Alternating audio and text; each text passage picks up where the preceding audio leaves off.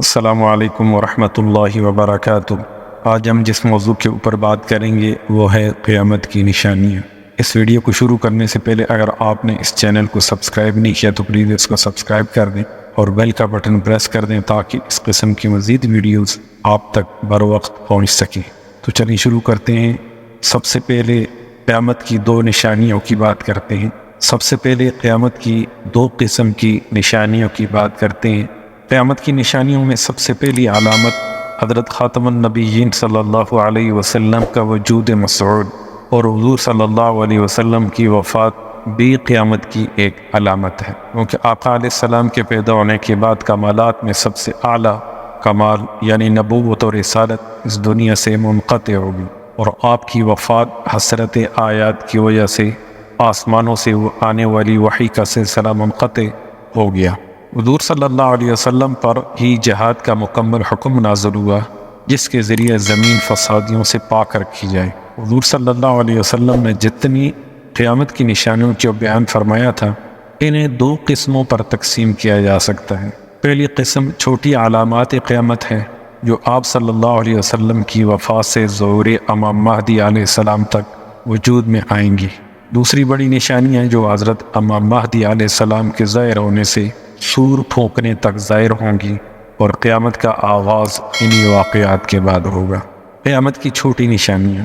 قیامت کی چھوٹی چھوٹی نشانیوں کے متعلق حضرت علی رضی اللہ تعالی عنہ کا بیان ہے کہ حضور صلی اللہ علیہ وسلم نے فرمایا، جب حکام ملک کی زمین کے محصول کو یعنی ٹیکس کو اپنی ذاتی دولت بنا لیں، یعنی اسے احکام شریعہ کے مطابق خرچ نہ کریں، لوگ زکوٰۃ تاوان کے طور پر ادا کریں، لوگ امانت کو مال غنیمت کی طرح اپنے اوپر حلال سمجھنے لگیں، شوہر اپنی بیوی کی ہر ناجائز بات ماننے لگیں اور والدین کی نافرمانی کریں اور بڑے لوگوں سے دوستی کر لیں، علم دین حصول دنیا کی غرض سے سیکھا جائے، ہر قوم میں ایسے لوگ سردار بن جائیں جو ان میں سب سے زیادہ کمینے، بد اخلاق اور لالچی ہوں، انتظامات نالائق لوگوں کے سپرد کر دیے جائیں، خدا کی نافرمانوں کی عزت صرف ان کے خوف کی وجہ سے کی جائے، شراب پینا عام ہو جائے، ناچ گانے اور لہو لعب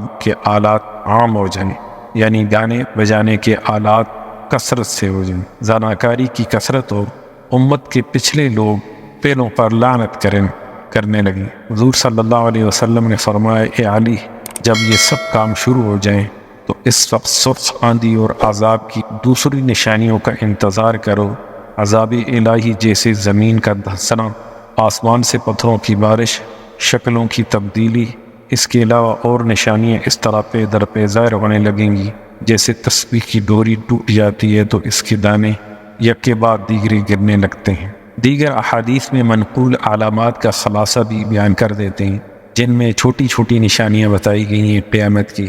قیامت کے قریب لونڈیوں کی اولاد زیادہ ہوگی، یعنی شریف عورتیں زیادہ بچے جننا معیوب سمجھیں گی، علم دین سے خالی اور نئی نئی دولت کے مالک لوگ حکومت کرنے لگیں گے، اغلام بازی اور چپی بازی عام ہو جائے گی، مسجدوں میں کھیل کود ہوگا جیسا کہ آج کل مساجد سے کھیل کود کے اعلانات ہوتے ہیں، ملتے وقت سلام کے سنت عمل کی جگہ گالی گلوچ ہوگا، شریعت کے علوم کا حصول کم ہوگا، جھوٹ کو ایک فن کی حیثیت حاصل ہوگی، دلوں سے امانت اور دیانت اٹھ جائے گی، فاسق لوگ لوگوں کو بہکانے کے لیے اور اپنے گناہوں پر پردہ پوشی کے لیے علم حاصل کریں گے، شرم و حیا جاتی رہے گی، چاروں طرف کفار مسلمانوں پر ٹوٹ پڑیں گے، جس طرح کہ افغانستان اور عراق کے لیے مسلمانوں پر امریکہ اپنے ساتھیوں کے ساتھ ٹوٹ پڑا ہے اور مسلسل پیش قدمی بڑھتی جاتی ہے۔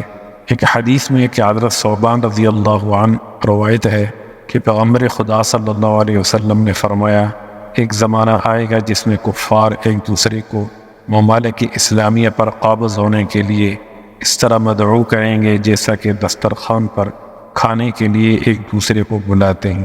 کسی نے عرض کی، یا رسول اللہ صلی اللہ علیہ وسلم، کیا ہماری تعداد اس وقت کم ہوگی؟ آپ نے فرمایا، نہیں، بلکہ تم اس وقت کثرت سے ہوگے، لیکن بالکل بے بنیاد جیسے پانی کے بہاؤ کے سامنے ہلکے پھلکے تنکے ہوتے ہیں۔ تمہارا رعب دشمنوں کے دلوں سے نکل جائے گا اور تمہارے دلوں میں سستی پڑ جائے گی، اب صحابی نے عرض کیا حضور یہ سستی کیا چیز ہے؟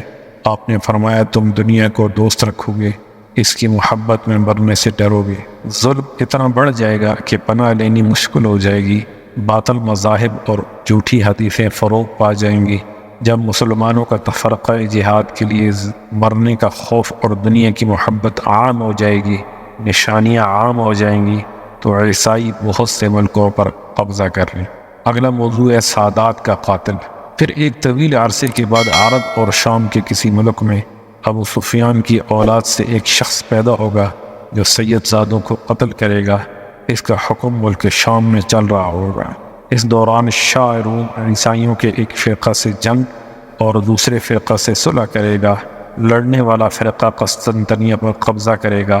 بادشاہ روم دارالخلافہ چھوڑ کر ملک شام میں آ جائے گا اور عیسائیوں کے مذکورہ فرقہ دوم کی مدد سے اسلامی فوج ایک خونریز جنگ کرے گی اور فرقہ مخالف پر فتح حاصل کرے گی۔ دشمن کی شکست کے بعد فرقہ موافق میں سے ایک شخص کہے گا آج صلیب غالب ہوئی، اس کی برکت سے فتح نظر آئی۔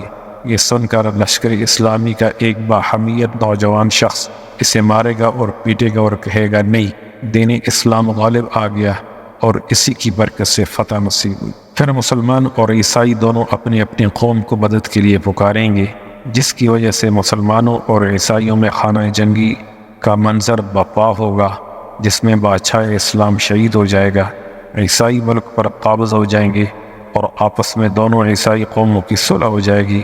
باقی مسلمان مدینہ منورہ کا رخ کریں گے۔ عیسائیوں کی حکومت مدینہ منورہ کے قریب خیبر تک پھیل جائے گی۔ اس وقت مسلمان اس تجسس میں ہوں گے کہ حضرت امام مہدی علیہ السلام کو تلاش کرنا چاہیے تاکہ ان مصائب سے نجات ملے۔ حضرت امام مہدی علیہ السلام اس وقت مدینہ منورہ میں تشریف فرما ہوں گے، اس خوف سے کہ مسلمان مجھ کو ناتواں کو اس عظیم الشان کام کے لیے چن لیں گے، اس لیے مکہ چلے جائیں۔ اس زمانے کے اولیاء کرام اور ابدال حضرت امام مہدی علیہ السلام کی تلاش میں ہوں گے کہ انہیں اپنا امیر بنا کر عیسائیوں کا مقابلہ کریں اور اسلام کو غالب کر دیں۔ بعد یہ ہونے کے بعض لوگ جھوٹے دعوے دار ہو جائیں گے۔ ان حالات میں حضرت امام مہدی علیہ السلام خانہ کعبہ کے ایک کونے رکن یمانی اور مقام ابراہیم کے درمیان والی جگہ تک طواف کرتے ہوئے پہنچیں گے کہ آدمیوں کی ایک جماعت آپ کو پہچان لے گی اور ان کے دل چاہیں یا نہ چاہیں وہ جماعت آپ کے ہاتھ پر بیعت کرے گی۔ اس واقعے کی ایک نشانی یہ ہے کہ اس سے قبل گزشتہ رمضان المبارک میں چاند سورج دونوں کو گرہن لگ چکا ہوگا اور بیعت کے متعلق آسمان سے یہ ندا آئے گی ھذا خلیفۃ اللہ المہدی فاستمعوا لہ واطیعوا۔ یہ خلیفہ خدا کا امام مہدی ہے، اس کا حکم سنو اور مانو۔ اس آواز کو جس جگہ کے تمام خواص و عوام سن لیں گے۔ اب بات کرتے ہیں قیامت کی بڑی نشانیوں کی۔ قیامت کی سب سے بڑی نشانیوں میں سب سے پہلی نشانی علامات حضرت امام مہدی ہے۔ ابو داؤد مشکات صفحہ نمبر 401 میں یہ حدیث موجود ہے کہ حضرت امام مہدی علیہ السلام سید ہے اور حضرت فاطمہ زہرا کی اولاد میں سے ہیں۔ آپ کا قد و قامت قدر لمبا، بدن چست، رنگ کھلا ہوا اور چہرہ پیغمبر خدا صلی اللہ علیہ وسلم کے چہرے کے مشابہ ہوگا۔ آپ کے اخلاق پیغمبر خدا صلی اللہ علیہ وسلم کے اخلاق عالیہ کی طرح ہوں گے۔ آپ کا اسم شریف محمد، والد کا نام عبداللہ، والدہ کا نام آمنہ ہوگا۔ زبان میں قدر لکنت ہوگی جس کی تنگی کی وجہ سے کبھی کبھی عوان پر ہاتھ مارتے ہوں گے۔ آپ کا علم لدنی ہوگا، یعنی دنیا میں موجود کتابوں سے علم کے محتاج نہ ہو۔ بیعت کے وقت عمر 40 سال ہوگی۔ خلافت کے مشہور ہونے پر مدینہ کی مسلمان فوجیں آپ کے پاس مکہ مکرمہ میں حاضر ہو جائیں گی۔ شام، عراق اور یمن کے اولیاء کرام اور ابدال عظام آپ کے زیر سایہ آ جائیں گے اور ملک عرب کے بے شمار لوگ آپ کی اسلامی فوج میں داخل ہو جائیں۔ اور یہ ایک خزانہ جو کعبہ میں دفن ہے، جس کو تاج الکعبہ کہا جاتا ہے، اس خزانے کو نکال کر مسلمانوں میں تقسیم فرما دیں گے۔ ابو داؤد میں ہے کہ امام مہدی علیہ السلام کے خزانے کو نکال کر تقسیم کی خبر جب اسلامی دنیا میں پھیل جائے گی تو خراسان سے ایک شخص بہت بڑی فوج لے کر امام مہدی علیہ السلام کی مدد کی سعادت کے حصول کے لیے پہنچے گا۔ اس لشکر کا سب سے آگے والا دستہ منصور نامی ایک شخص کے زیر کمان ہوگا اور یہ لشکر تحت و تاراج کرتا ہوا راستہ ہی میں بہت سے عیسائیوں اور بددینوں کا صفایا کر ڈالے گا۔ سادات کے قاتل امام مہدی کے مقابلے میں آئیں گے۔ اس سے پہلے سادات کا قاتل عنوان کے تحت ایک شخص کا تذکرہ گزر چکا ہے کہ ابو سفیان کی اولاد میں سے ایک ظالم سادات کو قتل کرے گا اور اس کا حکم ملک شام اور مصر میں چلے گا۔ وہی شخص اہل بیت کا دشمن ہوگا جس کی ننہال قوم بنو کلب ہوگی۔ یہ شخص حضرت امام مہدی علیہ السلام کے مقابلے کے لیے ایک فوج بھیجے گا۔ جب یہ فوج مدینہ منورہ کے درمیان ایک میدان میں آ کر پہاڑ کے دامن میں مقیم ہوگی تو اسی جگہ اس فوج کے نیک و بد عقیدے والے سب کے سب زمین میں دبا دیے جائیں گے، کیونکہ یہ لوگ حق کے مقابلے میں آئیں گے اور باطل کی حمایت میں ہوں گے۔ اسی وجہ سے ان کے عقیدے کی صحت بھی ان کے کام نہ آ سکی اور سب دبا دیے جائیں گے۔ البتہ قیامت کے دن ہر ایک کا حشر اس کے عقیدے اور اعمال کے موافق ہوگا، مگر ان میں سے صرف 2 آدمی بچ جائیں گے۔ ایک امام مہدی علیہ السلام کو اس واقعے سے مطلع کیا جائے گا اور دوسرا سفیانی کو اس درسنے والے واقعے کی اطلاع دے گا۔ سلیب کے پجاریوں کا اتحاد۔ عرب فوجوں کی حضرت امام مہدی کے ساتھ دینے کا حال سن کر عیسائی بھی چاروں طرف سے فوجوں کو جمع کرنے کی کوشش کریں گے اور اپنے اور روم کے ممالک سے فوجی کثیر لے کر امام مہدی علیہ السلام کے مقابلے کے لیے شام میں جمع ہو جائے۔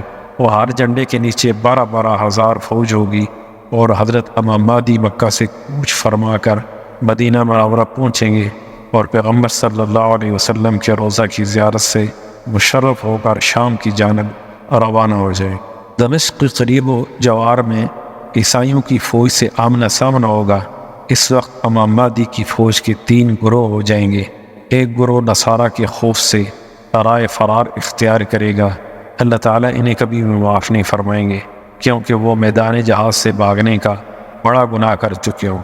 باقی لوگوں میں سے کچھ خوش نصیب تو شہید ہو جائیں گے اور بدر و احد کے شہداء کے مراتب حاصل کر لیں گے، اور کچھ عیسائیوں کے مقابلے میں ڈٹے رہیں گے حتیٰ کہ فتح حاصل کر کے ہمیشہ کے لیے گمراہی اور برے انجام کے اندیشے سے چھٹکارا پا لیں گے۔ گویا انہیں ایمان پر مرنے کی خوشخبری بھی مل جائے گی۔ یہ حق بات کی خاطر جانی اور مالی قربانی پیش کرنے کا انعام ہوگا۔ دوسرے دن پھر مارکہ آرائی ہوگی۔ حضرت امام مہدی علیہ السلام دوسرے دن بھی عیسائیوں کے مقابلے میں نکلیں گے۔ اس روز مسلمان بغیر فتح یا موت کی جنگ سے نہ پلٹیں گے۔ پھر یہ سب مجاہدین شہادت کا جام پی لیں گے۔ حضرت امام مہدی علیہ السلام باقی رہ جانے والے تھوڑے افراد کے ساتھ لشکرگاہ میں جہاد کی تیاری کریں گے۔ اسلام اور سلیب کا تیسرا مارکہ۔ تیسرے دن پھر ایک بڑی جماعت کے ساتھ موت یا فتح کا عہد لیے میدان کارزار میں آئیں گے۔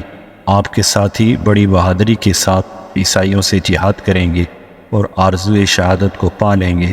شام کے وقت حضرت مہدی علیہ السلام بچی ہوئی تھوڑی سی جماعت کو ساتھ لے کر واپس آ جائیں گے۔ اب بات کرتے ہیں چوتھے مارکے کی اور اسلام کی۔ چوتھے دن بھی مجاہدین کی ایک بڑی جماعت موت یا فتح کی قسم کھا کر پھر شہید ہو جائے گی۔ حضرت مہدی علیہ السلام تھوڑی سی جماعت کو لے کر واپس تشریف لے جائیں گے۔ پھر ایک دن حضرت امام مہدی علیہ السلام رسد کی تھوڑی سی محافظ فوج کو لے کر دشمن سے نبض آزما ہوں گے۔ اس دن خداوند کریم ان کو کھلی فتح نصیب فرمائے گا۔ عیسائیوں کا اس قدر جانی نقصان ہوگا کہ باقی رہ جانے والے عیسائیوں کے دماغ سے حکومت کرنے کی بو بھی جاتی رہے گی اور بے سر و سامان ہو کر نہایت ذلیل و رسوا ہو کر بھاگ کھڑے ہوں گے۔ مسلمان ان کا تعاقب کر کے اکثر عیسائیوں کو قتل کر دیں۔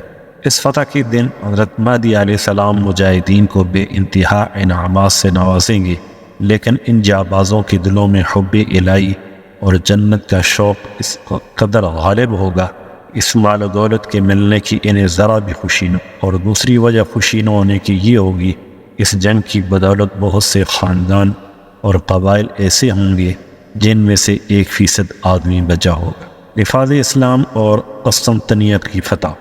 بعد ازاں حضرت امام مہدی علیہ السلام اسلامی شہروں کے انتظامات اور فرائض حقوق العباد کو پورا کرنے میں مصروف ہو جائیں گے اور اس مقصد کو پورا کرنے کے لیے چاروں طرف اپنی فوجیں پھیلا دیں گے۔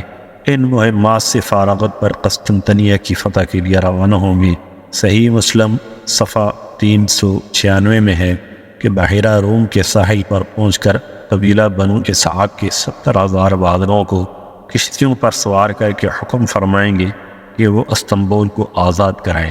جب یہ مجاہدین فصیل شہر کے نزدیک پہنچ کر نعرہ تکبیر اللہ اکبر بلند کریں گے تو ان کی فصیل خدا کے نام کی حیبت کی وجہ سے گر پڑے گی۔ ان سرکشوں کو قتل کر کے ملک میں عدل و انصاف قائم کریں گی۔ دجال کی خبریں ملنا شروع ہو جائیں گی۔ اس کے متعلق حضرت امام مہدی علیہ السلام کی ابتدائی بعثت سے اب تک 7 سال کا گزر چکا ہو۔ امام مہدی علیہ السلام ملک کے انتظام و انصرام میں مصروف ہوں گے کہ ان تک یہ افواہ پہنچے گی کہ دجال نے مسلمانوں پر تباہی ڈال دی ہے۔ اس خبر کو سنتے ہی حضرت امام مہدی علیہ السلام ملک شام کی طرف رخ فرما لیں گے، لیکن جانے سے پہلے اس خبر کی تصدیق کریں گے اور دجال کے نکلنے کی خبر کی تصدیق کے لیے ایک وفد روانہ فرمائیں گے۔ وہ وقت 5 یا 9 سواروں پر مشتمل ہوگا۔ ان سواروں کے متعلق حضور صلی اللہ علیہ وسلم فرماتے ہیں کہ میں ان کے ماں باپ اور قبائل تک کے ناموں کو جانتا ہوں اور ان کی گھوڑوں کے رنگ تک جانتا ہوں، اور اس وقت میں شامل لوگوں کے متعلق فرمایا کہ وہ روئے زمین پر اس وقت سب سے بہتر انسان ہوں۔ تحقیق کی حال کے بعد جب یہ خبر جھوٹی ثابت ہو جائے گی، جلدی کو چھوڑ کر دوبارہ سے ملک و ملت کے کاموں میں مصروف ہو جائیں گے۔ ابھی تھوڑا ہی عرصہ گزرے گا کہ دجال ظاہر ہو جائے گا۔